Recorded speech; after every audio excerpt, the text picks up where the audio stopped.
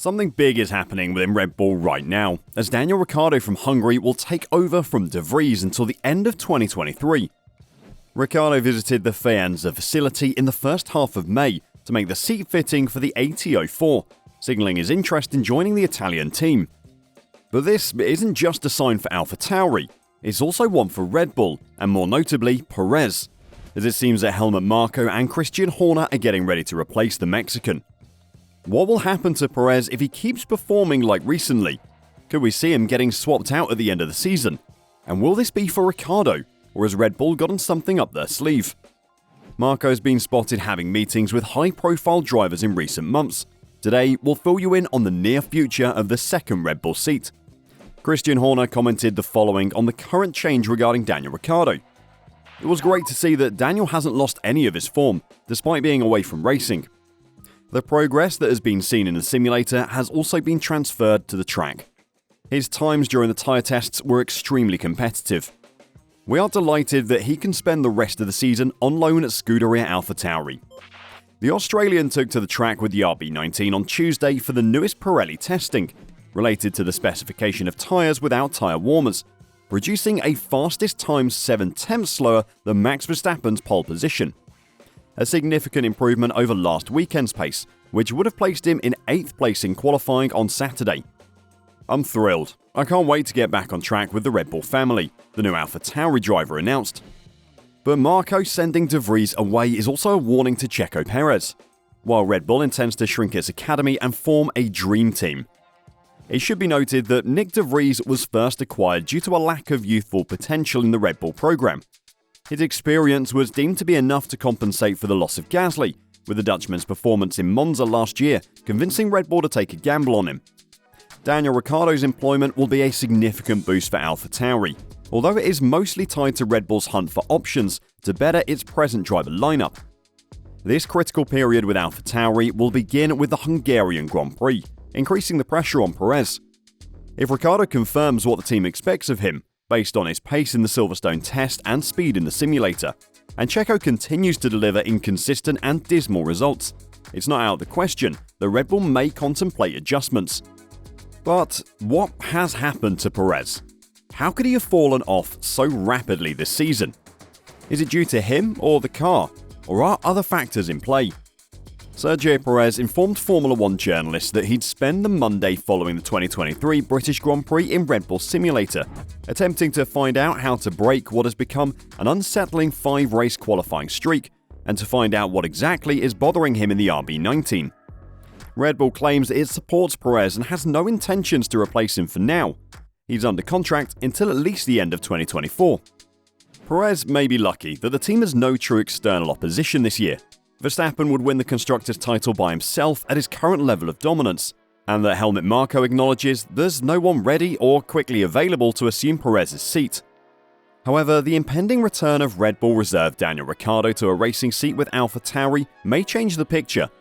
And it's not just Ricciardo that's up for the job, as Helmut Marko has been actively having meetings with high-profile drivers recently. Following his 5th consecutive Q1 retirement on Saturday at Silverstone, Perez indicated that the session's fluctuating, lower grip circumstances made my issues with the car become more apparent. After finishing 6th after starting 15th, Perez was asked about his lack of Saturday form and answered, "I've become a little bit more sensitive to the car in the last few races, especially on Saturday on low fuel." Interestingly, neither publicly nor privately, Red Bull provided a clear reason for this. However, there is a recurring trend in what team principal Christian Horner is willing to say about the subject.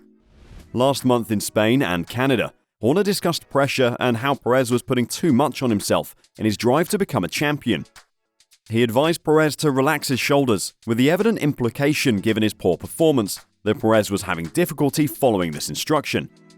Following Silverstone, Horner claimed that the fundamental underlying issue was Perez's personal psyche. As in all sports, 90% of it is in the head, Horner said. Perez isn't the first driver to develop a sensation or a hazy reason for why they suddenly can't perform at the required level. Red Bull might perhaps uncover a hidden chassis defect that explains everything. But could this have been an issue for 5 straight races? That's unlikely. However, the fact that both Perez and his team manager are discussing a pattern underlying previous incidents, and that Perez is conducting simulator work to attempt to modify that trend, implies that this is something unique to the way Perez is driving the RB19. According to one of Red Bull's own press releases in Spain, Perez made a conscious effort to adjust his driving style to Verstappen's straight, super sensitive, on the nose, I can live with anything the rear throws at me attitude. This made sense to some extent. Everyone knows it's the quickest route. Of course, few, if any, drivers can do it as well as Verstappen, which is why he's such a sensation. But Perez would have felt compelled to at least attempt to beat Verstappen at his own game. Perez trailed Verstappen in the World Championship by just 14 points heading into Monaco, the round before that driving style adjustment was initially acknowledged. Crashing out in Q1 may be readily disregarded as an expensive but insignificant error. There's no reason to panic. Checo's mind was still focused on the title. However, next to Barcelona, a traditional F1 track with predominantly medium to fast, long sweeping corners.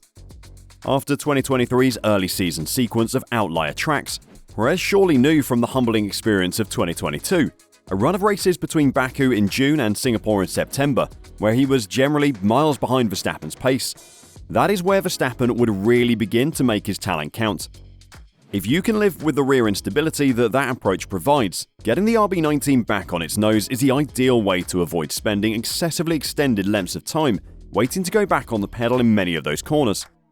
Attempting to replicate, or perhaps improve on this method, took Perez out of his comfort zone.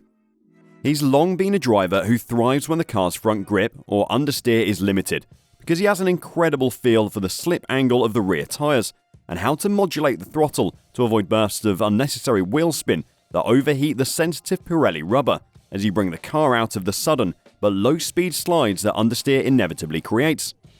That is why he performs so well on street circuits, because they generally demand more of the rear tyres than the fronts, and they generally require the cars to be set up with a degree of understeer built in, to help keep rear tyres, which always tend to the softer end of the compound range, in check temperature-wise. Pirelli changing their tyre structure for this season to eliminate the inherent understeer generated by the previous fronts would need even more bias in this manner on street circuits, playing to Perez's natural style even more. When you go into traditional circuits with a larger combination of cornering demands, higher speeds, tougher tyres, and natural circuit grip constraints that tend to move more toward the front, particularly in cooler weather, the trade-offs change. Drivers like Verstappen, who are highly skilled at dealing with oversteer on turn entrance, may use their braking technique, together with the car setup, to prevent elongating the load delivered through that outer front tyre as they drive through those longer length, high-loading corners. This pays off nicely, especially in races when tyres must nearly always be handled, and lap time extracted as efficiently as possible. It's a significant reason Verstappen comfortably defeated Perez in Miami, where the front left tyre was the main obstacle. So going to Barcelona, where the front left was once again the key limiting issue, Perez would have understood he needed to make radical adjustment. 2 victories on street circuits, a loss in Bahrain, and a humiliating failure in Miami. Given what was to follow, the last of those would have weighed the most heavily on his mind. However, Perez couldn't repair 13 years of deeply entrenched habit in a single weekend, and the consequence was easily his poorest performance of the season to that time, Monaco's silliness apart. The inevitable loss of confidence that comes from misfiring attempts to perform something you're not comfortable with has followed, and has likely been compounded under the kind of slippery circumstances that invariably lengthen the effects of every incorrect driving input. In the absence of any evident developmental or setup directional shift from Red Bull, this would explain Horner's belief that Perez's present struggle is primarily with himself. Perez, high on the prospect of a world title with a superior car, has refused to accept a submissive role to Verstappen. That would imply acknowledging his own constraints and shifting his own car into a safer, simpler and more compliant performance window. If he did this, he could be closer to Max than he is right now, but he would also be second best on all but a few circuits. That's not the method to reach your goals. However, by attempting to pursue Verstappen and adapt to the faster manner to drive the car, Perez has been stuck in a serious way and must now chase ghosts in Red Bull Simulator. And now with Ricciardo back on the grid, Perez must show his worth from Hungary on. So will he still try to adapt his racing style during weekends, or will he play it safe? And what about those talks Helmut Marko held with other drivers?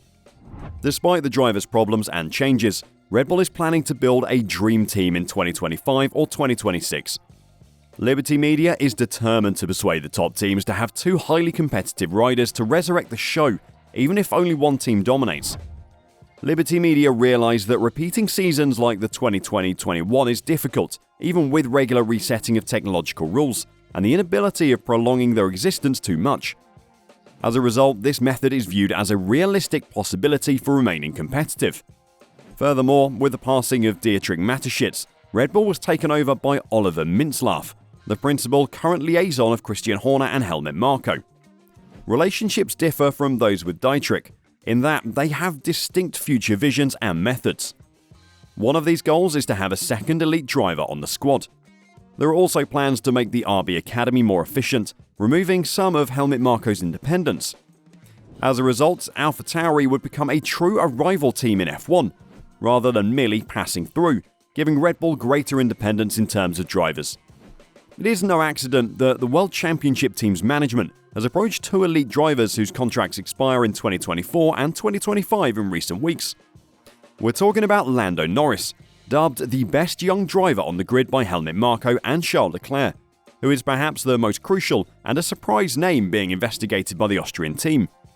There were negotiations with the Monegasque at the end of May to see if there was any chance that the paths with Ferrari may diverge. Red Bull's ambition is to plan for the not-too-distant future by putting a top driver beside Max Verstappen while having a reserve driver on hand. It is obvious that drivers like Norris or Leclerc will be difficult to get, but they would present Red Bull with a brilliant, explosive combo that would deliver fireworks in F1 in the case of extended dominance. This is just what Liberty Media asks from Red Bull. Even though Liberty Media is afraid of a domination period, Horner isn't. As Christian Horner, Red Bull team principal, has downplayed worries about the F1 Championship leading team's recent supremacy being prolonged across several seasons. The Milton Keynes-based team has yet to lose a race this season, and when Mercedes dominated between 2014 and 2016, there were concerns about slipping audiences and a lack of race tickets being sold. While F1's popularity is extremely strong, does Red Bull's domination pose the same risk? Stability in the regulations will bring all of the teams much closer together, he continued. You can see it starting to happen. It won't be another 7 years of dominance. The power units are all now fairly similar, and the chassis has evolved much faster than the engines. We can already see from the start of the season to now that things are converging. What do you think? Are we in a prolonged period of Red Bull domination? And what about that second Red Bull seat? Will Ricciardo get it next year as a filler? Will Perez stay?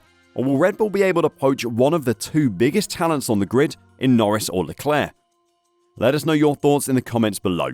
For now, it seems that Red Bull's silly season is just starting out.